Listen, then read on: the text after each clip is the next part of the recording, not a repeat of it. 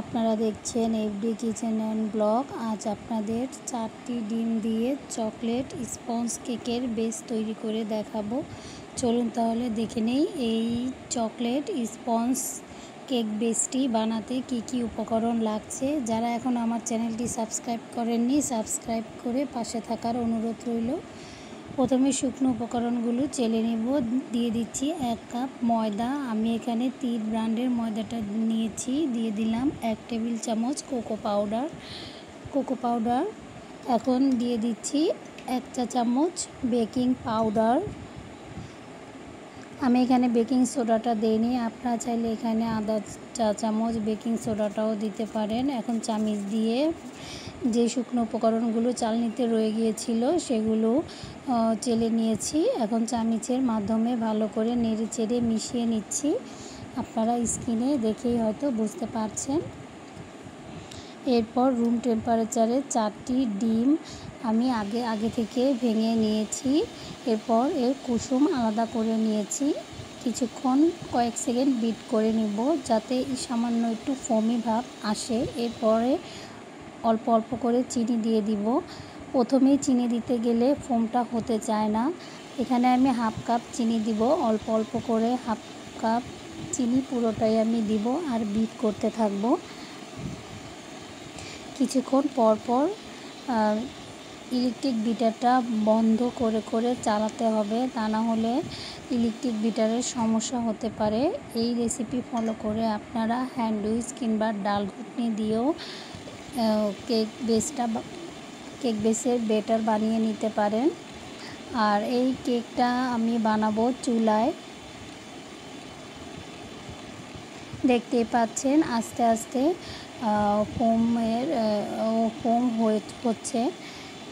ডিমের ম্যারাংটাও সুন্দরভাবে তৈরি হচ্ছে।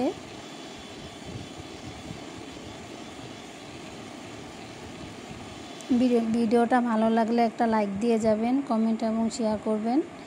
আমি ভিডিওর শুরুতে এবং শেষেও বলি কিংবা মাঝেও বলি, আপনারা প্লিজ চ্যানেলটি সাবস্ক্রাইব করে পাশে থাকবেন। বিট করা হয়ে গেছে, এখন কুসুমগুলো দিয়ে দিচ্ছি।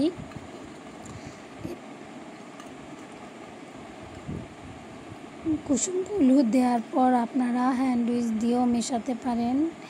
আমি ইলেকট্রিক বিটার দিয়েই কয়েক সেকেন্ডের জন্য মিশিয়ে নিব। আমি এখানে তেল দেইনি, আপনারা চাইলে 2 টেবিল চামচ রান্নার রেগুলার তেল দিতে পারেন। স্পঞ্জ কেকে তেলটা সম্পূর্ণ অপশনাল। দিয়ে দিচ্ছি চকলেট ইমালশন। আমি এখানে হাফ চা চামচ 1/4 চা চামচ করে দুবার ইমালশন দিয়ে দিলাম হাফ চা চামচ। আর 1/4 চা চামচ চকলেট কালার দিয়ে দিব। এতে করে এর মধ্যে খুব সুন্দর একটা কালার আসবে। আপনারা যারা কালার দিতে চান না তারা স্কিপ করতে পারেন।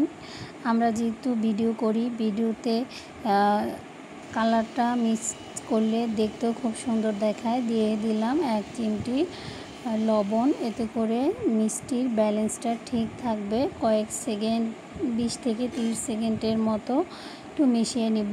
এখন বিটারের কাঁটাগুলো খুলে নিচ্ছি। আপনারা চাইলে এই বিটারের কাঁটা দিয়েও মেশাতে পারেন। আমি মেশাবো না, আমি হ্যান্ড উইচ দিয়ে মেশাবো। ময়দাটা মেশানোর সময় খুবই আলতোভাবে মেশাতে হবে, তা না হলে ভালো হবে না। কেক ডেবে যেতে পারে।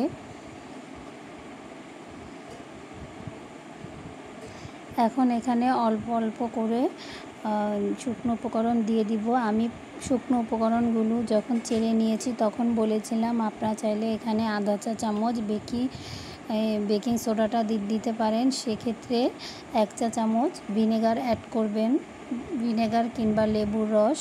তা না হলে বেকিং সোডার কার্যকারিতা হবে না। এখন আলতোভাবে মিশিয়ে নিচ্ছি। আমি ভিডিওটা একটু ফাস্ট করে দিয়েছি, কিন্তু এইভাবে আমি মেশাইনি, আমি আলতোভাবে মিশিয়েছি।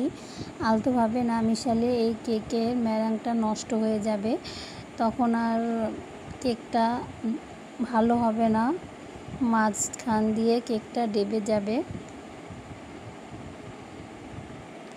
আপনারা চাইলে এখানে 1 থেকে 1.5 টেবিল চামচ লিকুইড দুধ অ্যাড করতে পারেন। আমি লিকুইড দুধ অ্যাড করিনি। আর লিকুইড দুধটা লাগে মূলত যদি ডিমের সাইজটা ছোট হয়।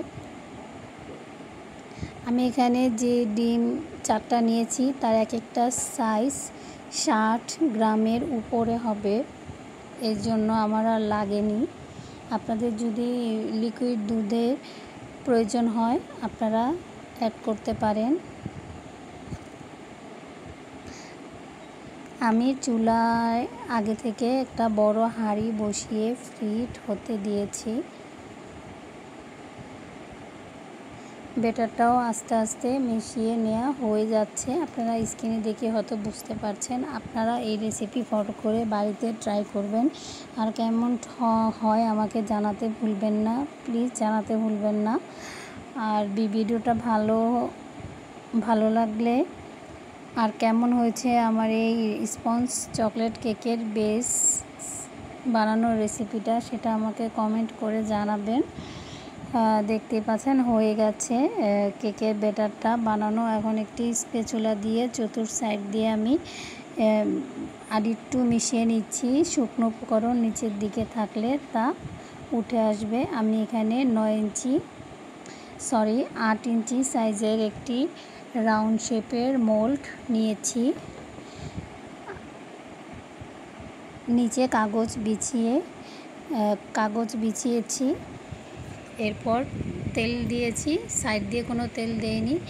এরপর চুলায় 30 মিনিটের জন্য বেক করে নিয়েছি। 30 মিনিট পর চেক করে নিলাম, টুথপিকটা ক্লিন এসেছে, তার মানে হয়ে গেছে।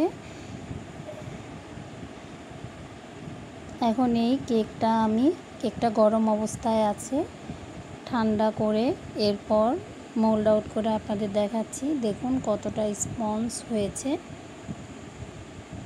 অনেক সফট হয়েছে কেকটা। বাড়িতে অবশ্যই ট্রাই করবেন। আর কেমন হয়েছে আমাকে জানাতে ভুলবেন না। আল্লাহ হাফেজ, আসসালামু আলাইকুম।